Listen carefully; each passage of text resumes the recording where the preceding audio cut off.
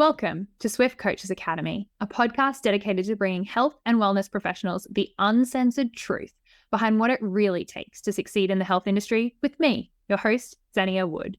As an accredited exercise physiologist and business owner for almost a decade, I'm on a mission to transform the lives of ambitious health professionals like you who want more and are ready to take action to create incredible impact in your careers and unlock financial freedom in your business.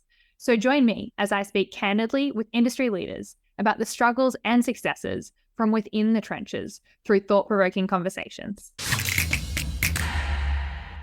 What is posture?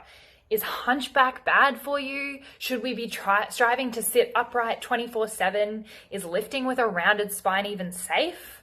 Today we'll be covering the topics of posture as it pertains to low back pain. So we've got to start with some definitions. So the definition of posture is the position in which somebody holds their body. Therefore, there is no right or wrong, there is no good or bad, there just is. Posture is also a static measure, which means it's only as useful as a photograph. It tells you nothing about movement capacity, nothing about someone's range of motion, their mobility, or their strength.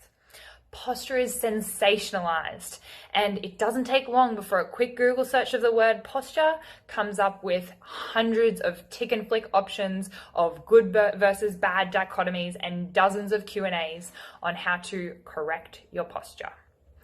It's clickbait worthy, it's effectively fear-mongering, and it allows authority figures in the form of health professionals to make unsubstantiated claims. And let's be honest, it's total bullshit.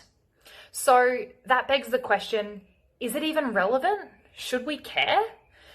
In a very small capacity, I think we should, but I don't think it warrants getting the amount of airtime that it currently does. Posture as it relates to movement is very relevant, and it can tell us a lot about someone's movement capacity, their positional strength, and I guess their default setting. It's like the position that we spend the most time in. But unless you're stationary all day from the minute you wake up to the minute you go to sleep and you do not move, your posture is going to vary. So should we really be assessing people in a static posture? Measuring every single angle, looking at diagrams of their hip versus their spine versus their shoulder, putting little red X's everywhere and telling someone that they need to correct their posture and get to this beautiful gold standard of perfect posture? We see it so often in health clinics. It must be right. Right? Absolutely not. It might give us like a small clue of what needs to be further and get investigated, but it will never be the gold standard to which we hold all other assessments by or that we should be striving for in the first place. Now, I know what you're thinking, but my back pain is because of my hunched posture. So if I fix that, my pain will be fixed too. Honestly, I wish it were that simple. Unfortunately, pain is incredibly intricate. It's multifaceted, and there's claims that posture equal pain haven't been proven. And time again in the literature, they've shown the opposite. There have been studies as far as 20 plus years ago. For example, from Tuzin in 1999, he proved that there were no difference in postures from people with pain and without pain in their back.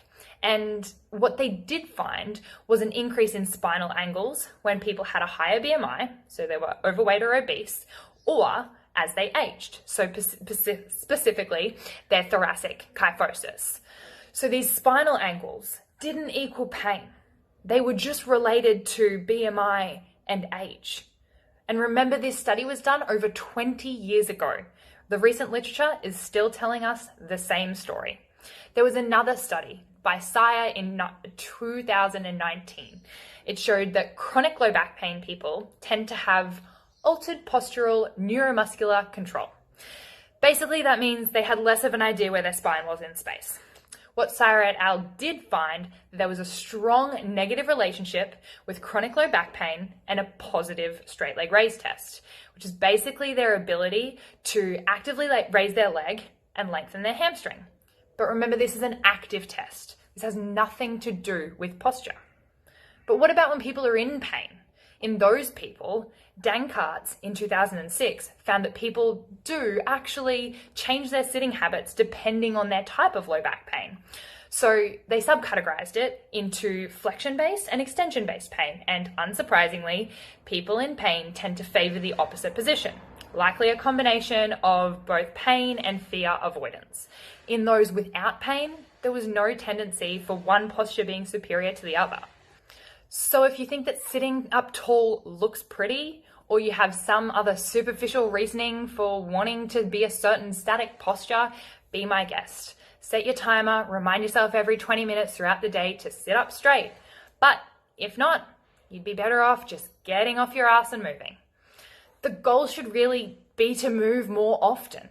It's to create as many positions of strength as you can and to have the ability to be mobile enough to move into as many different positions as possible. After all, that's all training really is. It's building your repertoire of strong, stable positions. Being mobile and strong enough to do what you need to do as a human being. The wider your scope of movement and strength, the better off you'll be. Basically, none of this matters. Move more, move often, move swiftly. Did you find something valuable in this episode?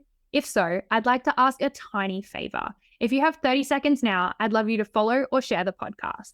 That way, we can continue to bring you more real, raw, and uncensored stories from industry leaders.